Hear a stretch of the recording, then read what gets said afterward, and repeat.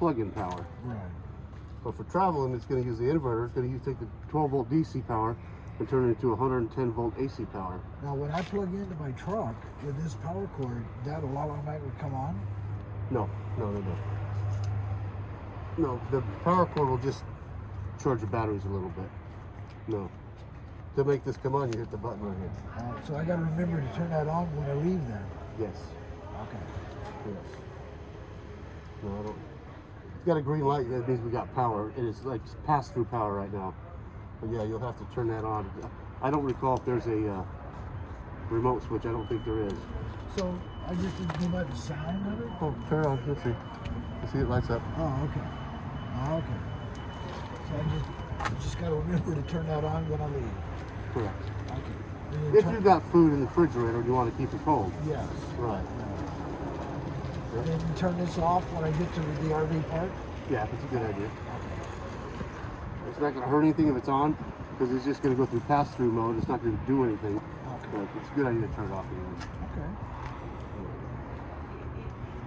There's the book out there already, too. Oh, okay. Good. There's a manual switch for the pumps. But What was that for? to engage the pump, but you have to manually turn the valves, and that's a whole other process. Okay. I don't even know how to do that. Hopefully you'll never touch it. You'll never need that. Good. Yeah. All right. And back in here is our water center. These are the hydraulic room controls. What that means is I can shut the room off. Because we have one pump and one button inside that runs the rooms. So if I don't want the bedroom to come out, I can shut the bedroom off.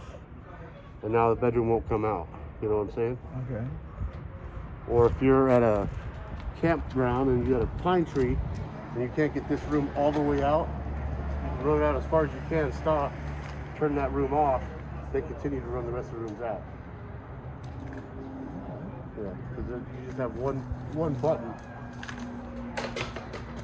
So are you telling me this is where I run my slide out?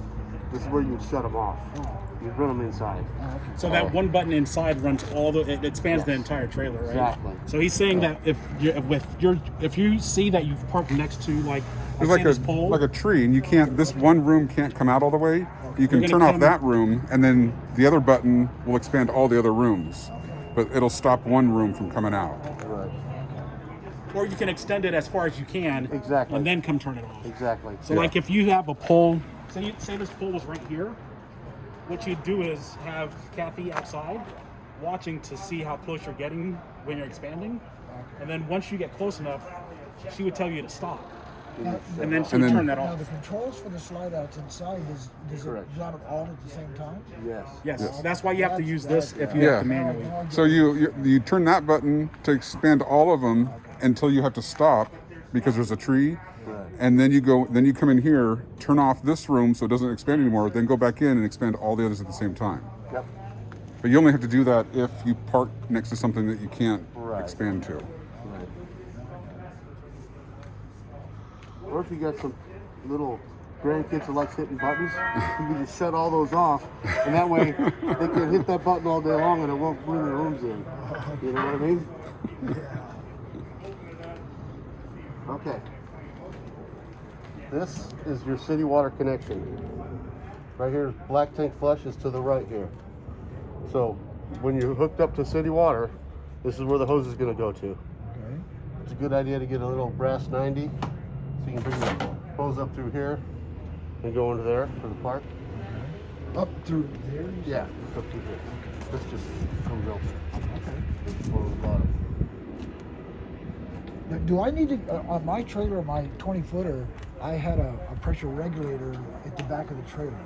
Do Yeah. I still need that part, or is it one built in? No, you still need that part. Okay. Yep. And I would put it at the end of the hose by the spigot. The little brass pressure regulator. Yeah, Yeah, put it on that end of the hose, not here. not here. This way you regulate the whole hose and everything.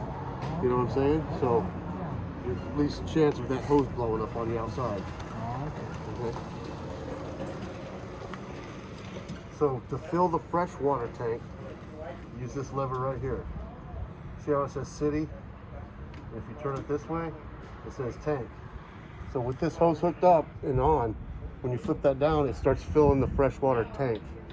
So if you're getting ready to go on a trip and you're gonna be traveling, you'll want to fill that tank up, turn it down there, let it fill that tank up, you watch inside, and then when it's full, you just shut it off. Okay. Okay? But if I leave this in the upright position, I could just use city water Correct. and not fill the tank.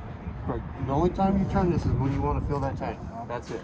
You know, most people have told me not to have my tanks full when I'm going down the road because of weight. True that. I wouldn't have them completely full, no.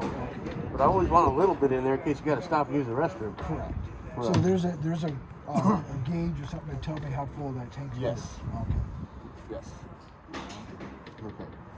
Now, the black tank flush is this guy right here. When you are draining your black tank, you know, you have it open, you're dumping the tank. Okay. You can put your hose onto there and turn it on, and then it sprays water to the side of the bottom of that tank to help flush everything out. So you let that run for a few minutes, shut the water off, let it completely drain out, then drain your other two tanks. Yep. This is just outside hose. This just quick connects into here. And you got water. This is just like A faucet, yeah. That's all that is. It's a faucet. Now what about black water? What about gray water? Right here, gray and gallon. So this one's your bath sink and this one's your Oh, I see. kitchen Yeah, sink. both of these are the gray. Yep. This is part of this. Yep. Okay. And our battery disconnect is just that, it disconnects the battery. When you're storing this and not using it, you want that battery disconnect off. Okay. So it doesn't drain the batteries. It's sitting. So when I'm at the RV park and I'm going to be there for 3 nights and I'm on their power, should I turn this off? No, leave that on. Go ahead and leave that on. You still want that in the circuit, you know what I'm saying? Okay. The converter is going to give you most of your 12 volt power for everything, but it also likes to have that battery to keep charging it. It like makes a complete circuit. Okay. So it's got somewhere to dump extra voltage and whatnot. This manifold setup is for winterizing. If you're going to ever winterize, I don't know if you're going to store this where it's I'm going to be down here in the winter. Well, if you were to winterize, Yeah. the instructions are right here. Okay. You just turn each knob up. Just like that. You stick it in your gallon of antifreeze. You turn the water pump on, and it'll suck antifreeze into here. And you go run each faucet until you get antifreeze coming out of each faucet. Oh, okay. And you're pretty much winterized. But yeah, I did want to. I'd like to learn that. Yeah. You just turn each one of these knobs in these positions. Bada Okay. boom. I see that. Yep. Shut up. And so, okay, you say when I stick this in a jug of antifreeze, and how does it? The pump. What pump? The water pump. So, you know, the water pump for your fresh water, when you're dry camping and you're not hooked up, that pump, that's what these valves do. It switches from sucking out of the tank to sucking out of this hose. So now, when I turn it low and out, it starts sucking? Yes. Oh, okay. Now I know. Yep. This is the front cap lights. Little lights on the front, on the very front. Okay.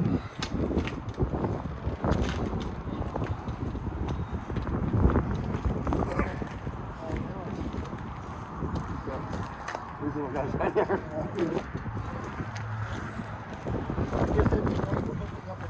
Yeah, exactly.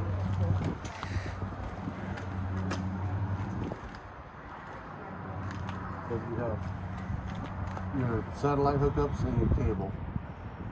So if they have park satellite or park cable, you can come here. Or if you have a little satellite dish you want to use, there's bedroom. This one goes to the bedroom and this one goes to the living room. Cable goes to both, but they don't split satellites. Satellite's got to go to itself.